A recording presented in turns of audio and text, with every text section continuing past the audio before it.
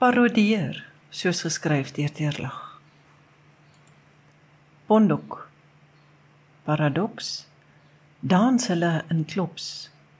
Heimlike wete waar hulle is daar net grys. Gedenk verlede en herkoms uit plantasiehuise, oorgelewerde trots al wat hulle nou nog dra.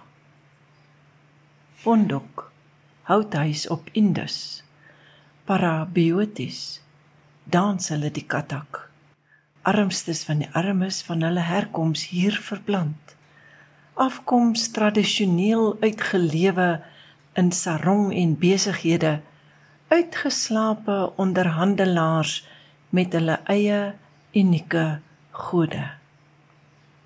Pondok, hartebeeshuis, parakleet, dans hulle in Sithees, verlede vergete, jaag hulle droombobbels van rykdom na. Geskiedenis oorgelewer aan patoës geskiedskrywers, slegs spikkels van geloof, ligpuntjies in hulle bestaan. Pondok, witte, parallaks, dans hulle die malende, valse indrukke van hulle oorsprong oordrewe.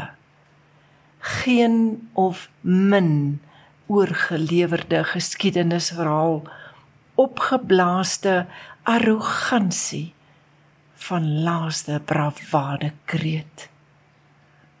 Pondok na kastele, paralogie, dans hulle in toi atoi, lewe in dwaas van politieke fantasie, wat na Ethiopië lei.